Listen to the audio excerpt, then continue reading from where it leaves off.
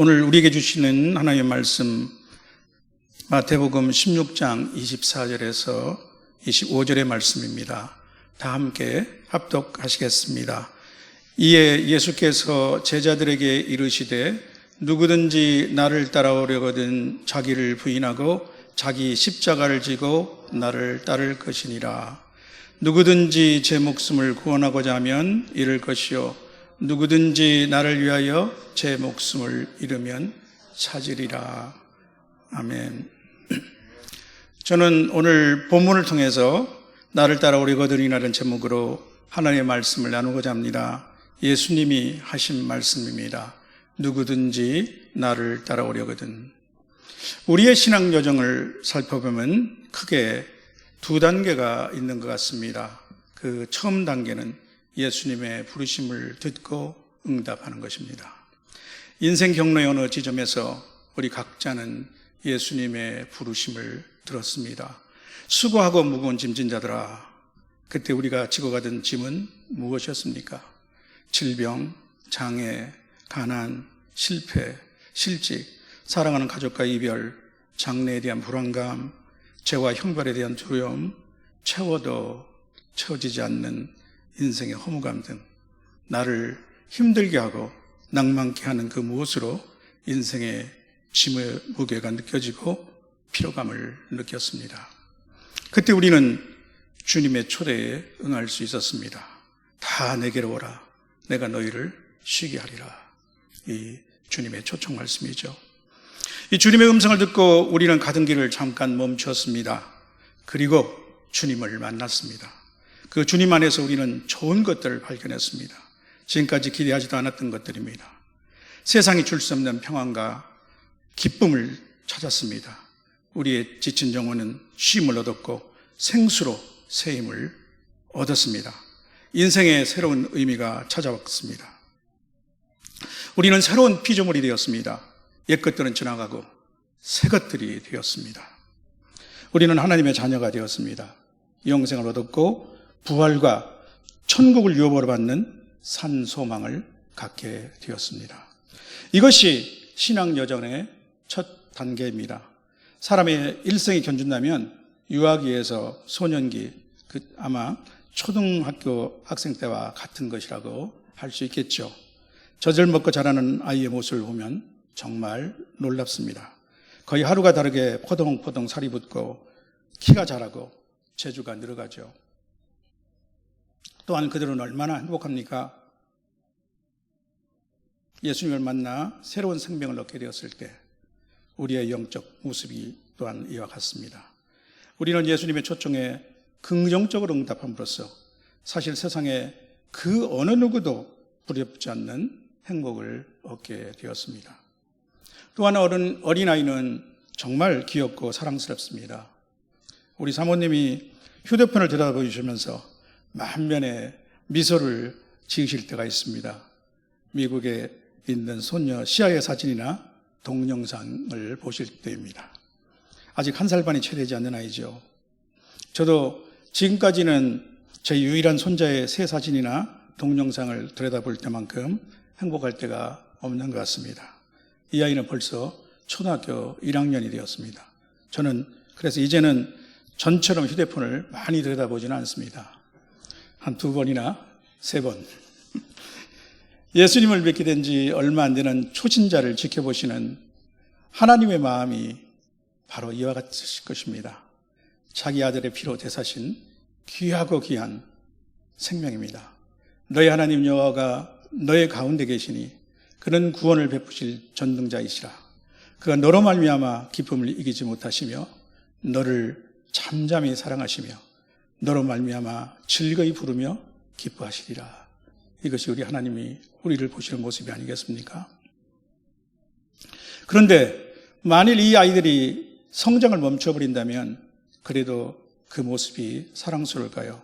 아이는 어릴 때일수록 더 사랑스럽지만 그래도 나이에 걸맞게 성장해야 합니다. 그리고 성인이 되어야 합니다. 아이는 성인이 되기 위해서 자라나는 것입니다. 영적인 생명도 이와 마찬가지입니다. 그리하여 우리 모두는 하나님의 아들을 믿는 일과 아는 일에 하나가 되고 온전한 사람이 되어 그리스도의 충만하심의 경제까지 이르게 됩니다. 세번역 성경으로 읽어드렸습니다.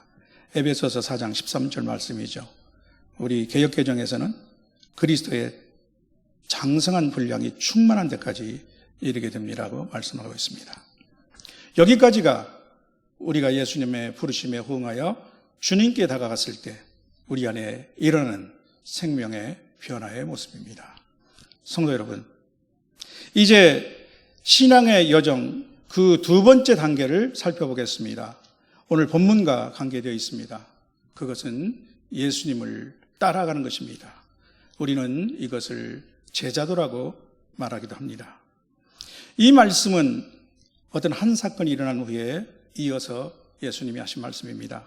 예수님이 제자들에게 앞으로 있게 될 예수님의 고난과 죽음, 그리고 나서 제3일에 살아나실 것을 처음으로 말씀하셨습니다. 베드로가 항변하며 절대 그런 일이 일어나지 않을 것이라고 장담하고 예수님을 오히려 꾸짖었는데 예수님의 커다란 질책을 받았던 사건이죠. 마태복음에서는 예수님이 총 3차례에 걸쳐서 자신의 죽음과 부활에 관해 분명하게 말씀하신 것으로 기록되어 있습니다. 이제 본문으로 가보겠습니다. 24절은 먼저 예수님이 제자들에게 말씀하신 것으로 되어 있습니다. 그런데 병행구절인 누가복음 9장 23절에는 무리에게, 또 마가복음 8장 34절에는 무리와 제자들에게 이 말씀을 하신 것으로 기록되어 있습니다. 지금까지 예수님이 가시는 곳마다 수많은 사람들이 예수님을 찾아왔습니다. 또한 이들은 꼭 제자가 아니더라도 무리지어 예수님을 따라다니기도 했습니다. 예수님을 따라다니면 이적도 보고 병을 치료받기도 하고 재미있고 권위 있는 말씀도 들을 수 있으니 좋고 신나는 일이었습니다. 또 뜻하지 않게 푸짐하게 떡을 얻어먹은 사람들도 있었습니다. 혹시 누가 예수님에 대해 관심을 보이면 내가 얼마나 예수님과 가까이 있었는지 신나게 말해줄 수 있을 것입니다. 한마디로 손해볼 것이 없는 것이죠. 혹시 우리 교회에 딱 이런 모습의 사람들이 눈에 띕니까? 아니면 우리가 전에 알던 어떤 집사님이 그랬습니까? 그러나 먼저 우리 자신의 모습을 살펴보는 것이 좋겠습니다. 그런데 이제 예수님은 십자가 죽음을 향하여 예루살렘으로 올라가셔야 합니다. 예수님은 이 따라옴의 의미를 교정하고 구별하기를 원하셨습니다. 예수님을 따라가는 사람 중에는 제자가 있고 또 무리가 있습니다. 또 카일 아이들먼 목사님의 표현으로는 팬과 제자입니다. 구경꾼과 제자의 차이가 있습니다. 나는 어떤 부류에 속합니까? 예수님은 갈릴리 바닷가에서 나를 따라오라, 내가 너희를 사람을 낚는 어부가 되게 하리라 하시며 베드로와 안드레 형제를 부르셨습니다. 12명은 먼저 예수님의 부르심을 받고 지금까지 예수님을 따라다녔고 제자들이었습니다. 이들에게도 그러나 예수님은 예수님을 따르는 진정한 의미와 그 조건을 이제 말씀하시는 것입니다. 제자들 외에도 물론 다른 모든 사람들에게도 동일하게 하시는 말씀입니다. 누구든지 나를 따라오려거든.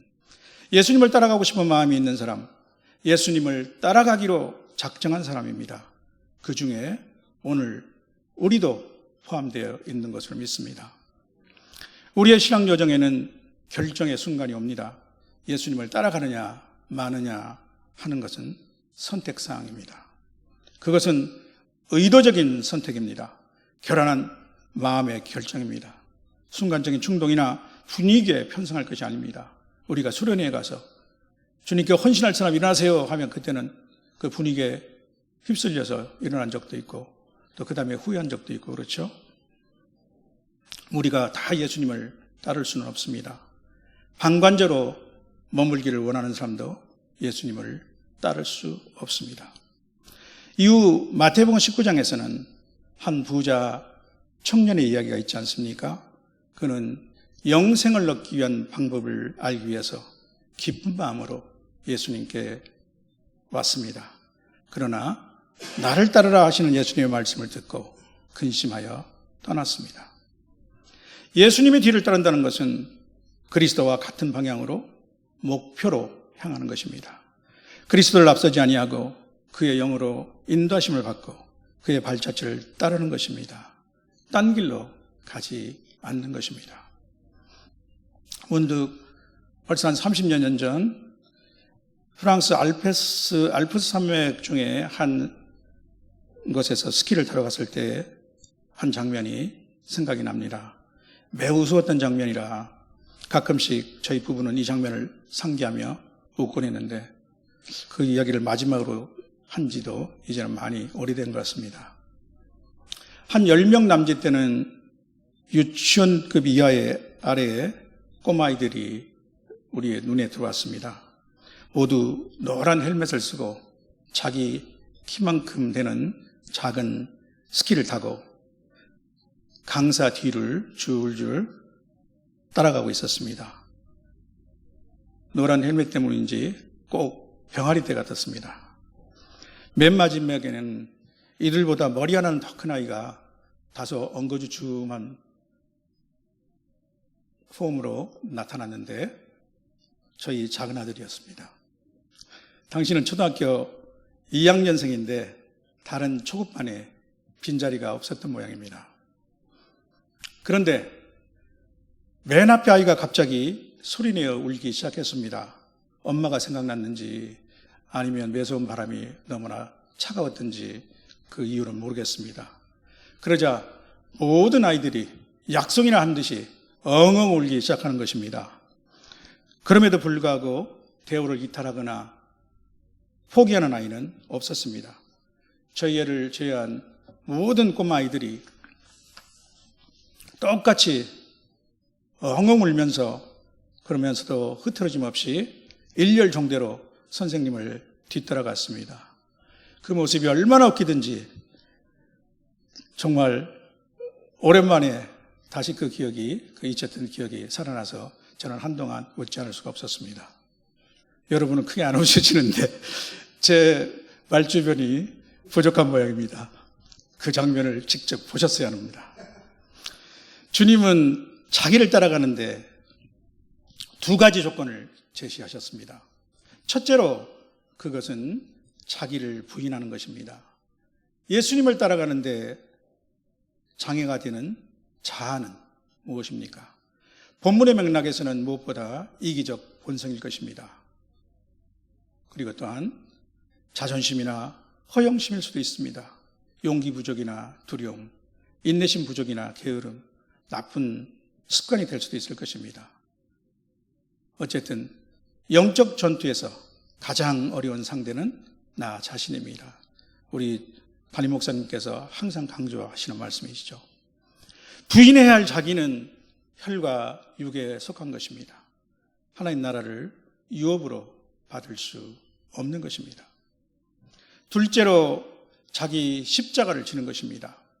당시 로마의 십자가 처벌 방식에 따르면 사형수들은 십자가의 가로막을 자신이 지고 형장까지 걸어갔다고 합니다. 그 형장에는 세로 기둥이 그들을 기다리고 있는 것이죠. 그날 아침 예수님도 이렇게 자신의 십자가를 지시고 골고다 언덕길을 걸으셨습니다. 밤새 여기저기 끌려다니시며 부당한 신문을 받으시고 로마 병정들에게는 살갗이 찢어지고 살점이 떨어져 나가는 채찍질에 온갖 학대와 희롱과 조롱을 당하신 예수님의 육체는 이 나무의 무게를 이기지 못하고 쓰러지셨습니다. 십자가를 지는 것은 고난과 불이익을 당하는 것입니다. 주님과 복음을 위한 것입니다. 그 안에는 죽음도 내포하고 있습니다.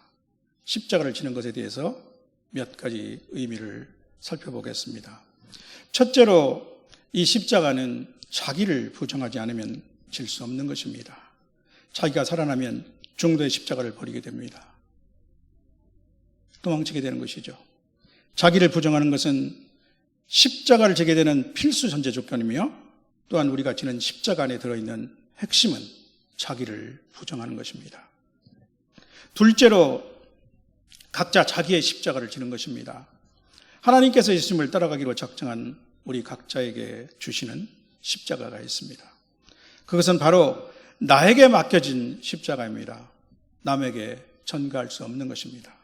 내 가정 안에서, 학교나 일터에서, 우리 교회 안에서, 그리고 선교지에서 바로 내가 져야 할 자기 십자가가 있습니다. 남의 밥 안에 있는 콩과는 반대로 내가 지는 십자가는 남의 것보다 커 보일 때도 있습니다. 그러나 그것은 내가 감당할 수 있는 무게의 십자가입니다. 셋째로 이 십자가는 병행구절인 누가복음 9장 23절에 의하면 날마다 지는 것입니다. 나의 자아는 한 번에 영원히 죽지 않습니다. 뜻하지 않을 때 그것이 불쑥 살아나서 주님의 이름도 가리고 나를 당혹해 한 경험이 있으십니까? 그때는 참 실망스럽지요. 그래서 사도 바울도 고린도 성도들에게 이렇게 말씀했나 봅니다. 형제들아, 내가 그리스도 우리 주 안에서 가진 바 너희에 대한 나의 자랑을 두고 단언하노니 나는 날마다 죽노라. 나는 날마다 죽노라. 이것이 나의 십자가를 지고 가는 삶의 모습입니다. 성도 여러분, 주님은 예수님의 뒤를 따라가는 것, 참 제자의 길을 걷는 것, 그 조건은 자기를 부정하고 자기 십자가를 지는 것이라고 말씀하셨습니다. 그리고 주님을 따르는 것의 실과 득, 대차, 대조표를 이렇게 제시합니다. 25절의 말씀이죠. 누구든지 제 목숨을 구원하고자 하면 잃을 것이요, 누구든지 나를 위하여 제 목숨을 버리면 찾으리라. 병행구절인 마가복음 9장 35절에는 이렇게 되어 있습니다. 누구든지 자기 목숨을 구원하고자 하면 잃을 것이요, 누구든지 나와 복음을 위하여 자기 목숨을 잃으면 구원하리라. 여기에 복음이 들어가 있는 것이죠. 또한 주님은 이렇게 말씀하셨습니다. 인자로 말미암아 사람들이 너희를 미워하며 멀리하고 욕하고 너희 이름을 악하다 하여 버릴 때에는 너희에게 복이 있도다. 그날에 기뻐하고 뛰놀라. 하늘에서 너희 상이 큼이라. 누가복음 6장 22절에서 23절 말씀입니다. 바울 사도는 주님의 제자로 살아가는 일상 가운데 십자가 고난을 체험하는 의미를 깊이 깨달았습니다. 빌립보서 3장 10절에서 11절 말씀을 표준 세번역 성경으로 읽어보면 다음과 같습니다. 내가 바라는 것은 그리스도를 알고 그분의 부활의 능력을 깨닫고 그분의 고난에 동참하여 그분의 죽으심을 본받는 것입니다. 그래야 나는 어떻게 해서든지 죽은 사람들 가운데서 살아나는 부활에 이르고 싶습니다. 자기 십자가를 지어본 사람만이 예수님이 지셨던 그 십자가의 사랑을 더욱 깊이 느낄 수 있습니다. 진정한 부활의 능력과 그 기쁨을 알 수 있습니다. 사랑하는 성도 여러분, 예수님은 온 인류를 죄에서 구원하시기 위해 십자가를 지셨습니다. 그 십자가는 오직 예수님만이 질 수 있는 것입니다. 죄를 알지도 못하시는 분이 죄인이 되어 지신 십자가입니다. 모든 사람은 죄를 범하여서 하나님의 영광에 이르지 못할 뿐 아니라 다른 사람의 죄를 대속해 줄 수 있는 자격이 없습니다. 하나님의 아들로 인간이 되셨으나 죄가 없으신 오직 예수 그리스도만이 이 십자가를 지실 수 있었던 것입니다. 주님은 말씀하셨습니다. 인자가 온 것은 섬김을 받으려 함이 아니라 도리어 섬기려 하고 자기 목숨을 많은 사람의 대속물로 주려 함이니라. 그 많은 사람들 중에 오늘 저와 여러분이 있습니다. 주님이 지시던 십자가는 구원의 복음입니다. 이 복음은 주님이 부활 승천하신 이후 성령이 강림하시고 이 성령의 사람으로 변화된 제자들에 의해서 선포되고 전파되었습니다. 그들은 기꺼이 자기를 부인하고 자기 십자가를 지고 끝까지 주님을 따라갔습니다. 이 제자들과 제자들의 그 제자들을 통해서 이 복음은 멀리 지구를 돌아 오늘 우리나라에까지 왔던 것입니다. 사랑하는 성도 여러분, 이제 우리가 나를 부인하고 나의 십자가를 지는 것은 이 복음을 전파하기 위해서입니다. 어느 날 예수님의 말씀을 깨닫지 못한 사람들이 많이 예수님을 떠났습니다. 그때 예수님이 12제자에게 말씀하셨습니다. 너희도 가려느냐? 그때 시몬 베드로가 대답했습니다. 주의 영생의 말씀이 주께 있사오니 우리가 누구에게로 가오리까? 주님의 허전한 마음에 얼마나 큰 위로가 되었을까요? 경우에 합당한 말은 아로새긴 은쟁반에 금사가라고 하지 않았습니까? 들녘이 익은 곡식으로 황금빛으로 물들어가고 있는 지금 주님의 말씀이 들리는 것 같지 않습니까?